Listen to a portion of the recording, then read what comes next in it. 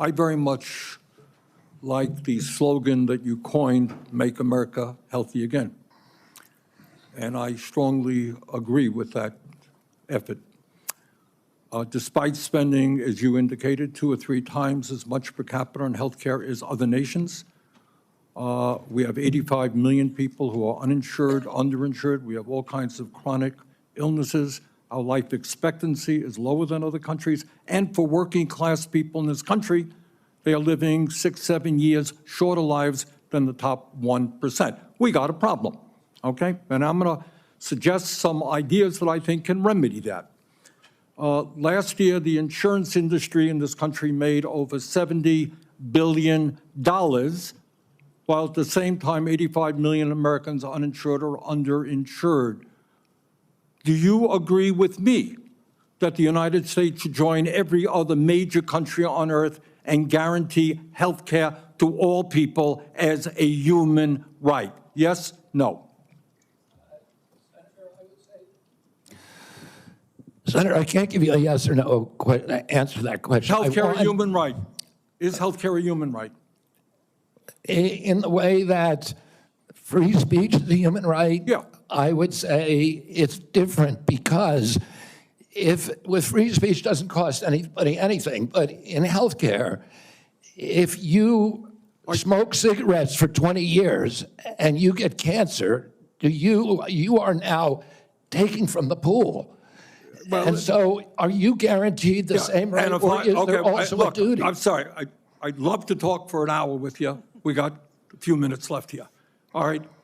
Every other country on earth says healthcare, whether you're poor or rich, young or old, is a human right. I'm not hearing you say that. All right. You've talked about the drug companies, and maybe we agree on this one. As you all know, despite the drug companies making over $100 billion in profits, paying CEOs outrageous compensation packages, we, in some cases, pay 10 times more for the same drug. Will you support legislation that I will introduce which says that in America we should not be paying a nickel more for prescription drugs than people around the rest of the world? Yes, no? To equalize it? Not to equalize it, that we should not be paying more than other countries for the same damn drug. President Trump has asked me, in fact, I had a meeting with President Trump a week ago where we showed him the charts. He knows the charts. We're paying 10 times more from Europe. That's right. And are you going to commit to us that you will end that absurdity? I think in principle we can. We should end that disparity. Good. Okay. That's great. All right. I happen to believe that climate change is real, it's an existential threat, and it is a healthcare issue. Donald Trump thinks that it is a hoax originating in China. Question is, in your judgment, is climate change a hoax or is it real, causing devastating problems?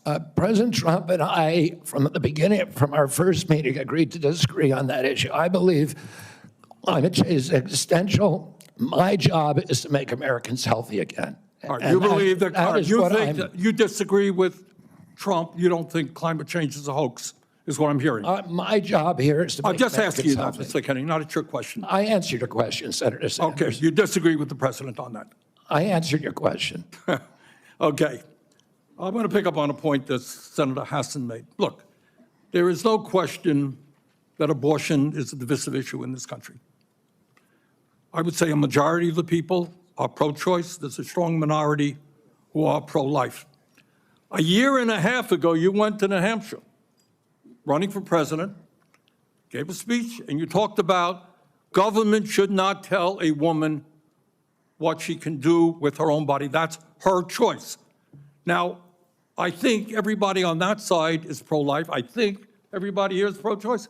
I have never seen any major politician flip on that issue quite as quickly as you did when Trump asked you to become HHS secretary.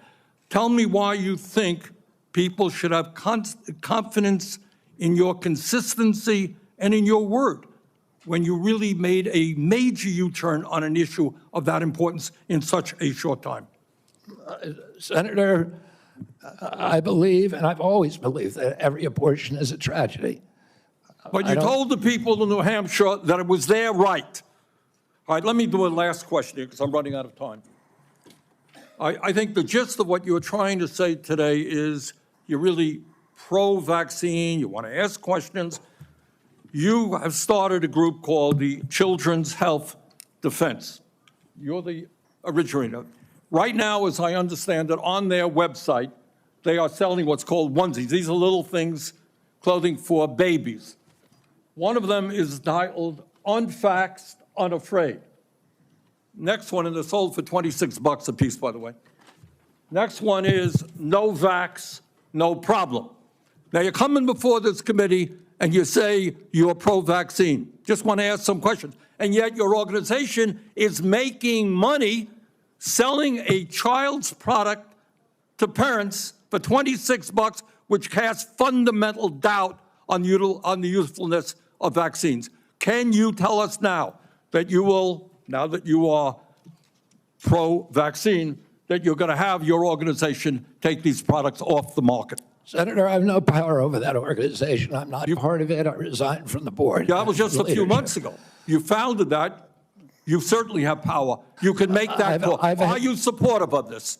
I've had nothing to do with Are you leadership. supportive of these onesies? I'm supportive of vaccines. Are you supportive of this clothing, which is militantly anti-vaccine? I am supportive of vaccines. I will. I want good science, and I want to protect. But you will not tell the organization you founded not to continue selling that product. Thank you, Mr. Chairman.